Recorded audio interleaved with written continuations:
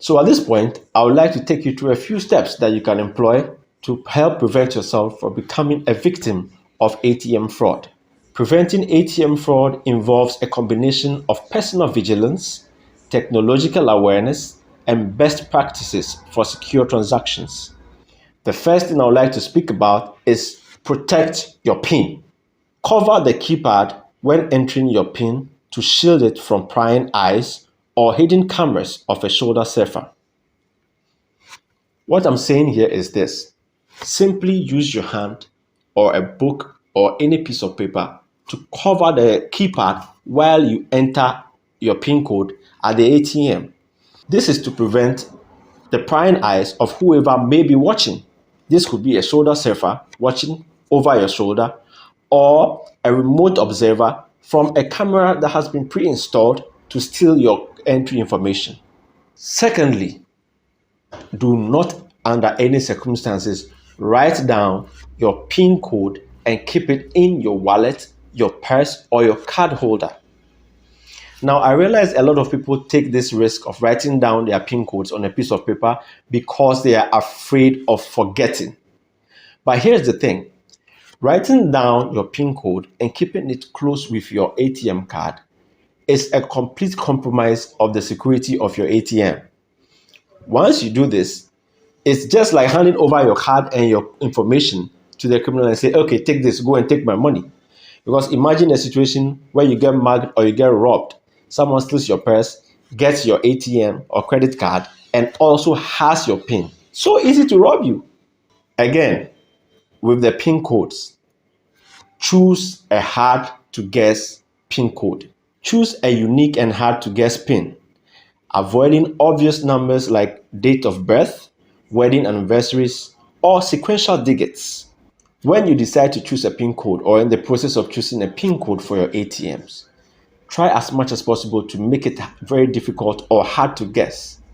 If you choose simple sequential numbers like 111, 222, or 000, these are basic things a hacker or a criminal might attempt to try first. Now, if you choose to use things like date of birth or wedding anniversaries, these are things that a hacker or a criminal would attempt to use first before even trying anything else. So as much as possible, try and make your PIN hard to guess. Again, with protecting your PIN, what I would like to say or suggest to you is to regularly change your PIN. Yes, I know it might sound weird or paranoid, but would you rather not be safe than sorry? Change your PIN code as often as you can. You never know when you are compromised. Now, let's talk about the physical body of the ATM. Inspect the ATM.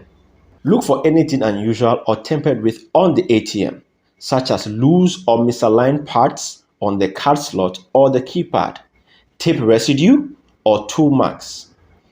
All these things I've just mentioned are indications of tampering. If you realize or suspect any of these things, please stop your transaction and report to your bank immediately. Again, avoid using ATMs with cameras pointing directly to the keypad. Now, I would like you to understand that your bank has no business monitoring your key entries at the ATM.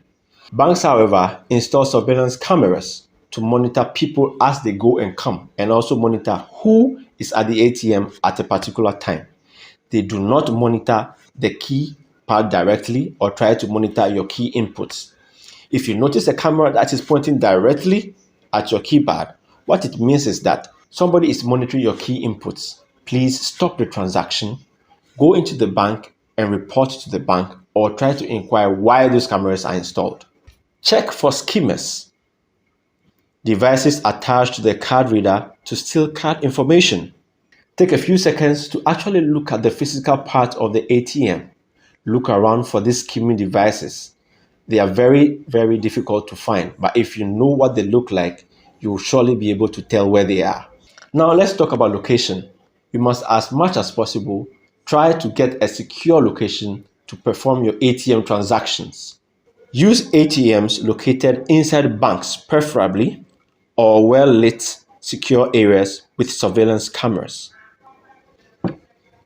ATMs in banking halls or at the banks are usually more secure because they are monitored with surveillance and they are mostly monitored by security guards.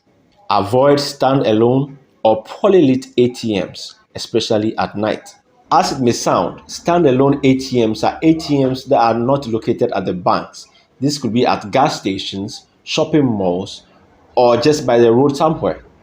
Most of the time, these areas are not very secured or poorly lit. Choosing these ATMs puts you at risk because these are ATMs that criminals have more time to tamper with. At the same time, criminals could lurk in the dark or hang around and rob you of your money when you try to leave these ATMs. Now, let's talk about monitoring your own account. Regularly check your bank account for unauthorized transactions, no matter how small it may be.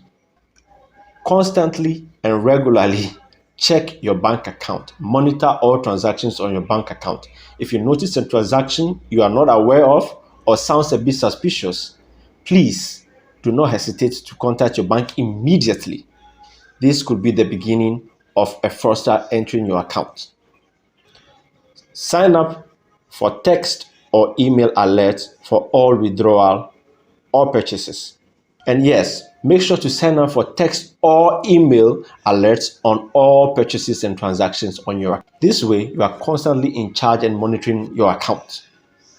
Now, every ATM user or any ATM card holder should try as much as possible to avoid sharing information. Never share your card details, your PIN, or your OPT or one-time password with anyone, even if they claim to be from your bank. Like I mentioned before, you could get a call, a text, or SMS from someone claiming to work for your bank or be from your bank, asking for your card information or your account information. Please do not divulge this information. If you need any information or you need some work done on your account, please walk to your bank or use the bank's online platforms. Another option is to use contactless banking systems where it's possible. Now, you have to beware of shoulder surfers.